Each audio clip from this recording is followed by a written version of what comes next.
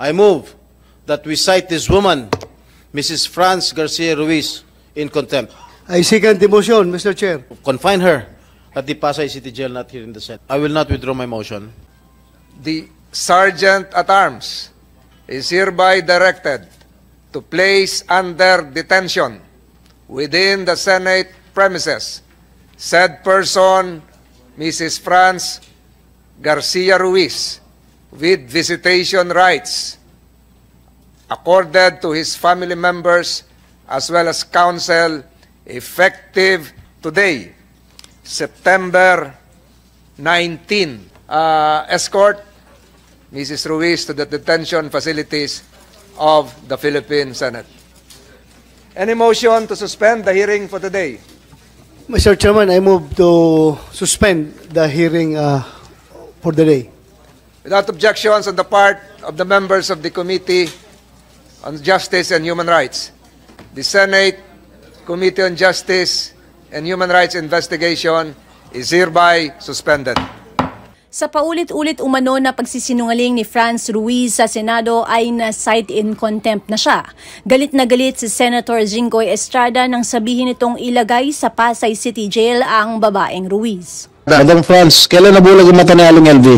Nung umalis po sa amin yan, Your Honor, nakakaaninag pa. May mga video po kami dyan na pinasa namin sa piskal. Nung umalis po sa amin, kung kailan mo nalaman na nabulag si LV? With the permission of the chair? Naman po, itong 2023 ng mga May na lang po, medyo mahina daw po yung kanyang paningin. Medyo lumabo daw po yung kanyang paningin. Kaya, hindi ko po alam. Sabi niya, basta lumabo lang daw po yung paningin niya eh. Yung po ang sabi niya sa amin. Sinasabi mo nakarahilig, sila mo.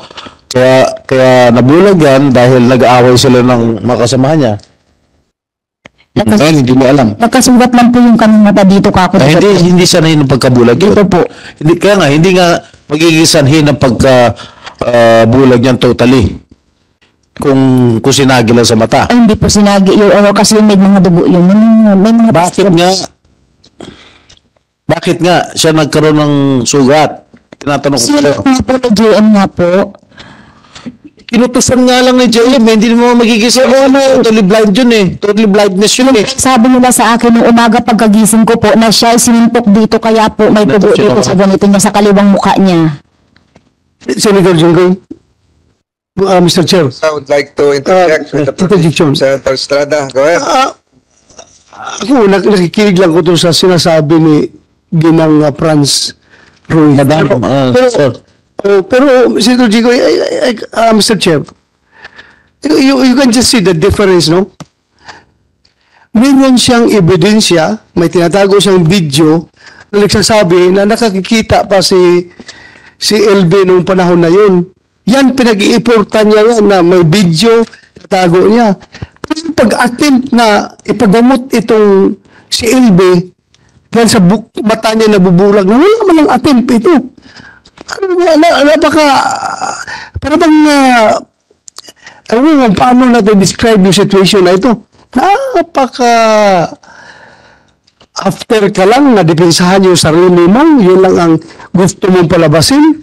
Tapos yung welfare ng kasambahay mo na nabubulag na, wala ka malang attempt na ipagamot. I found it very hard to explain, Mr. Chair, Senator Jinggoy.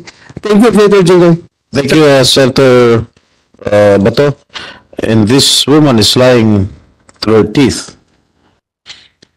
Totoo bang nanakawa kayo ni Aling LV? As you mentioned in the last hearing, anong ninakaw sa inyo? Yung 12,000 po na ninakaw nung nasa Tianggian po kami, sa bahay yung pera na sa may bag. Allegedly, nung nagnakaw siya, pinabarangay mo ba siya? Pinapulis mo ba siya? Hindi po, Your Honor. Kinausap ko lang. Ano sinabi mo? Tapos sabi ko po, umuwi ka na lang Ate LB kung ganyan lang na nanakawan mo ako. Ay, ang sabi niya po, pasensya ka na ate, hindi ko na po ulitin. Pledge na lang po ninyo sa akin. Sabi niya po, Your Honor. Aling LV, totoo ba sinasabi ni Madam? Hindi po, totoo. Nagnakaw ba kayo ng 12,000? Hindi po.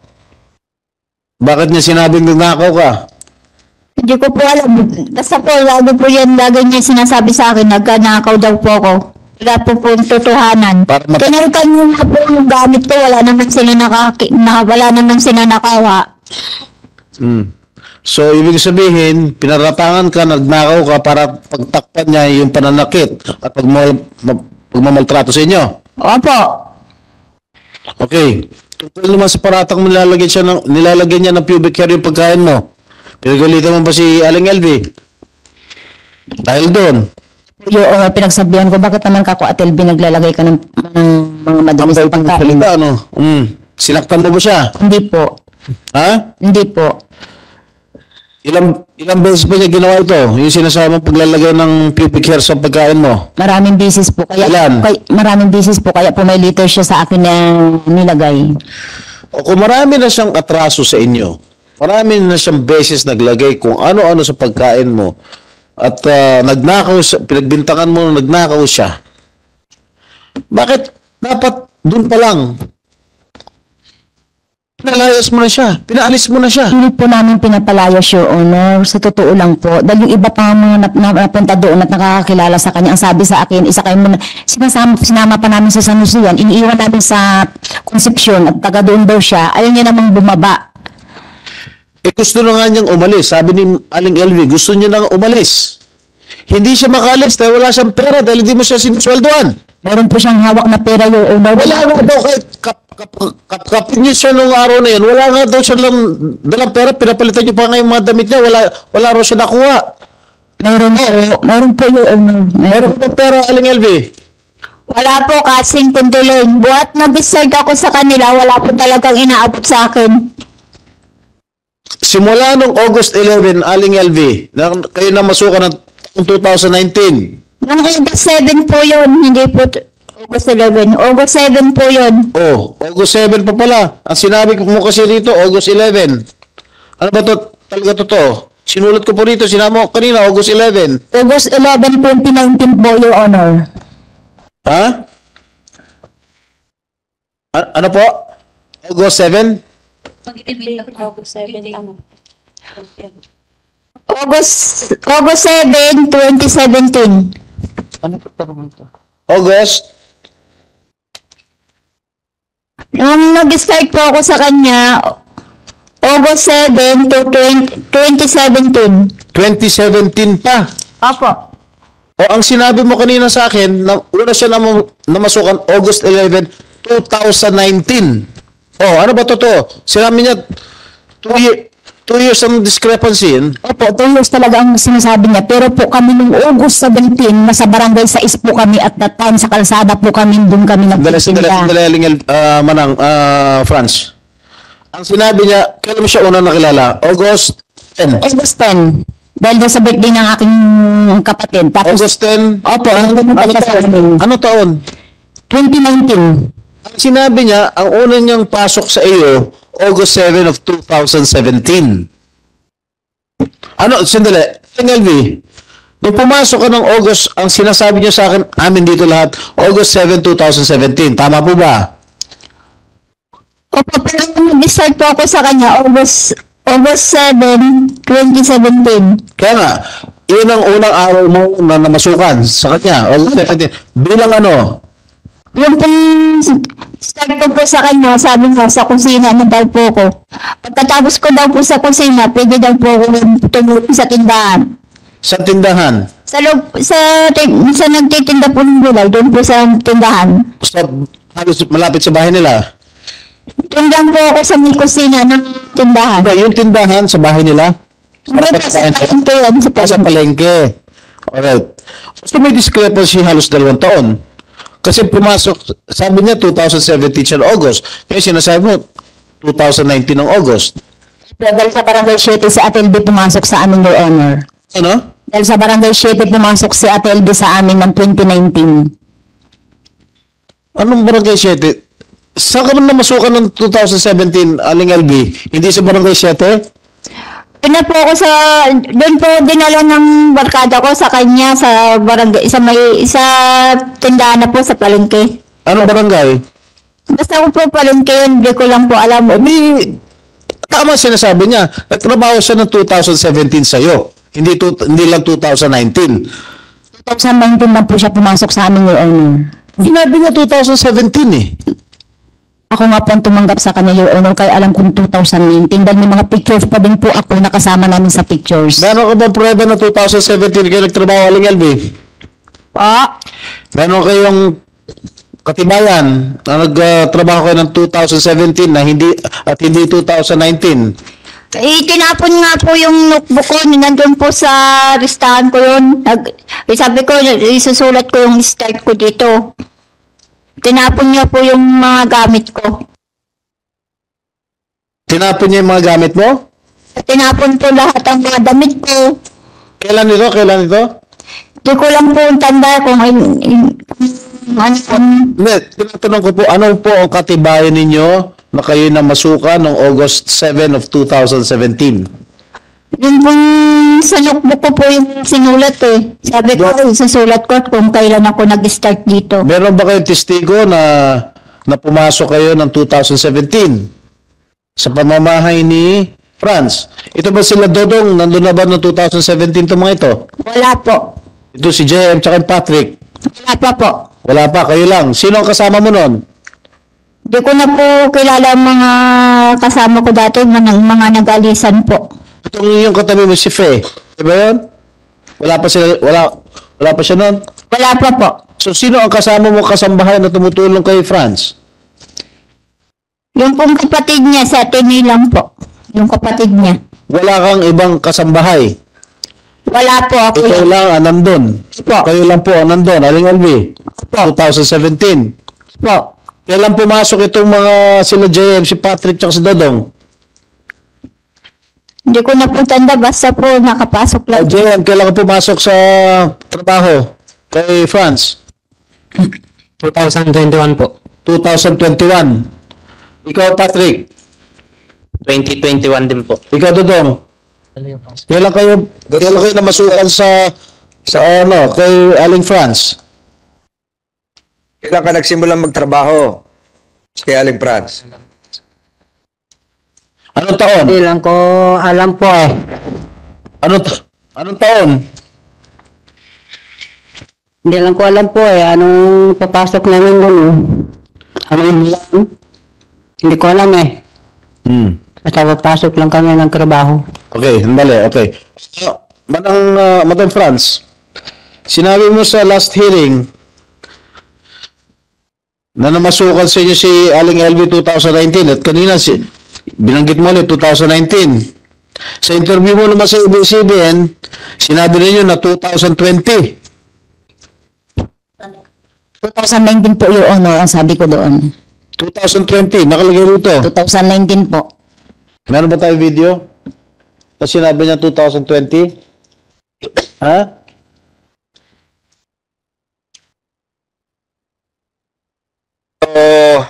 Siguro ang next question dito ni Senator Estrada, do you confirm the statements you made during an interview sa TikTok ba to, ABS?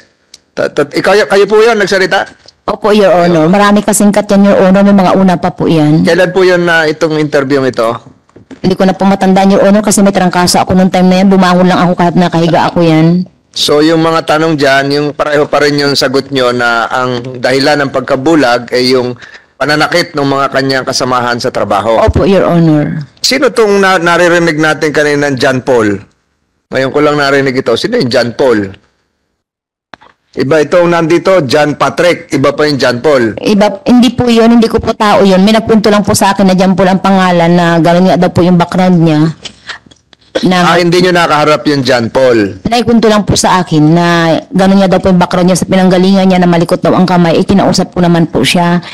Kasi siya po yung katiwala ko dati sa tindahan. Nung pasok niya ng 2019 sa akin, siya na po yung tagahawak ng susi ng tindahan namin.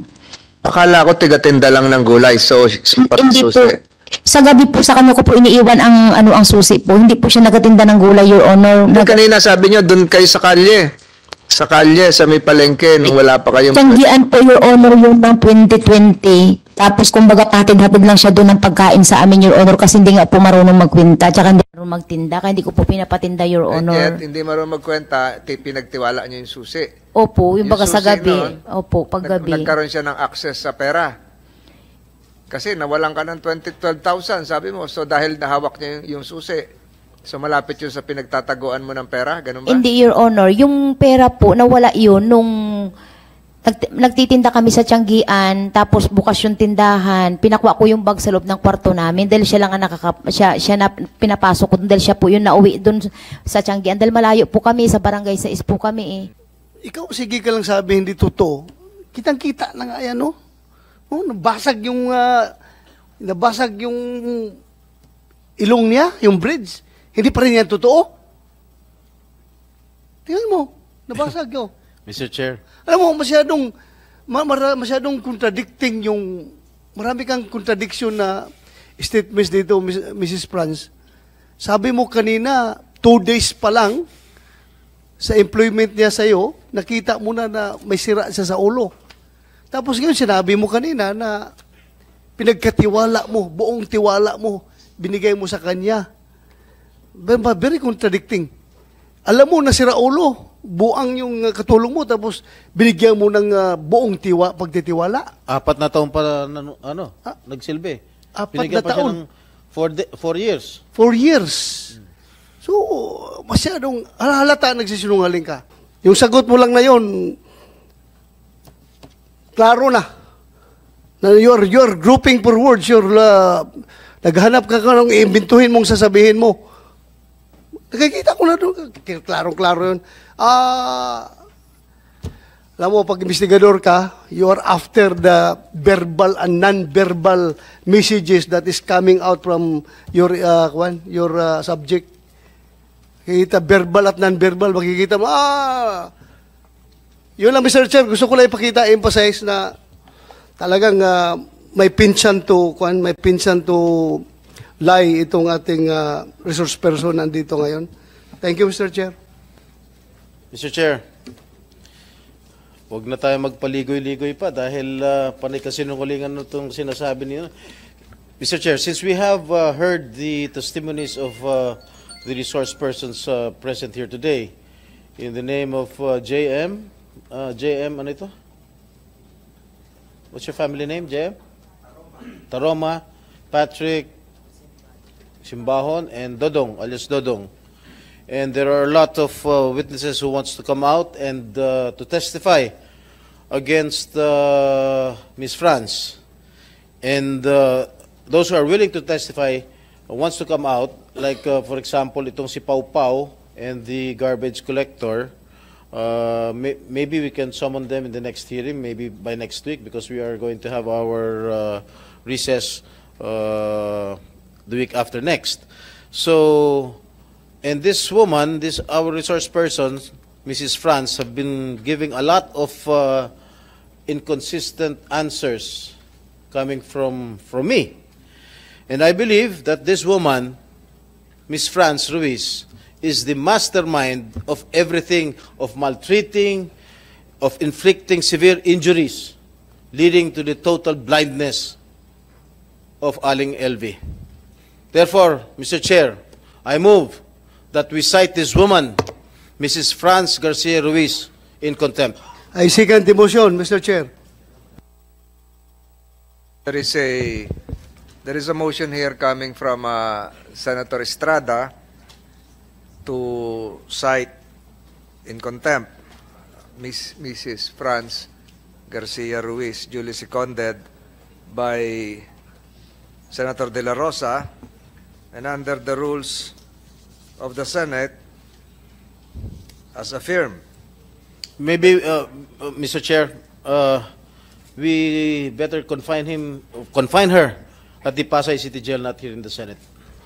And under the, if I may continue, Senator Estrada, under the rules of the Senate, as confirmed by the Supreme Court in Balag versus Senate GR 234608, July 3, 2018, and other relevant Supreme Court decisions, the committee may, as affirming likewise the case of Arnold, cite a resource person in contempt. And the Sergeant at Arms may be directed by this committee to detain the said person cited for contempt. There is a subsequent motion, unless the first motion is amended by Senator Estrada, to detain Mrs. Franz Garcia to commit Mrs. Franz Garcia to the Pasay City Jail. The chair would perhaps ask the movant to reconsider the Pasay City detention and instead commit said Mrs. Garcia to the Senate premises for the reason that we will also be needing her immediate presence during next week's hearing, unless Senator Estrada would want to retract his modification, or if Senator De La Rosa would support the subsequent Chair, motion, amended motion, if I may. the committee would decide accordingly. Senator, Yep. Mr. Chair, Yeah. Senator if I may. Estrada first. I will not withdraw my motion. I still insist that she be committed at the Pasay City Jail, because Pasay City Jail is just near the Senate. We can always subpoena her or call her attention in case this committee needs her presence here. Mr. Chair, That was the pleasure of Senator De La Rosa. before you rule the motion of Senator Jingo Estrada, may I move for a 1-minute suspension, Mr. Chair? Para mag-usapan tayong tatlo. Session is suspended for 1 minute. Upon consultation with my colleagues, the chairman, Senator Tolentino, and Senator Bato del Rosa, I withdraw my second motion to commit her to the Pasay City Jail and instead commit her here in the Senate jail. Thank you, Mr. Chair. The said motion was duly seconded by Senator De La Rosa.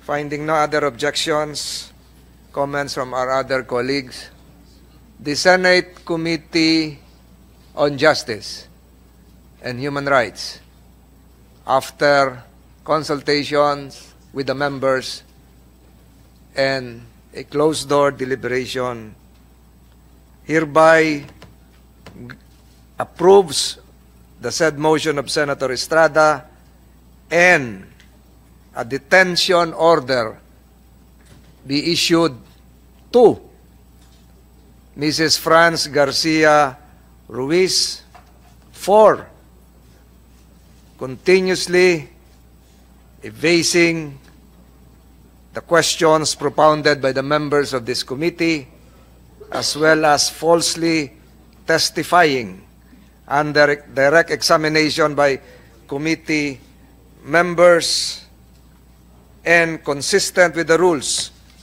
of the Senate, which considers a commitment order issued by a committee as a contempt of the Senate. The Sergeant at Arms is hereby directed to place under detention within the Senate premises said person, Mrs. Franz Garcia Ruiz, with visitation rights accorded to his family members as well as counsel, effective today, September 19, 2023, given in open session by the Senate Committee on Justice and Human Rights. So ordered. Rosa, can you escort Mrs. Ruiz to the detention facilities of the Philippine Senate? Any motion to suspend the hearing for today? Mr. Chairman, I move to suspend the hearing for the day. Without objections on the part of the members of the Committee on Justice and Human Rights, the Senate Committee on Justice and Human Rights investigation is hereby suspended. Ako si Luan Peñano para sa Eye of the Nation ng iNews Pasig.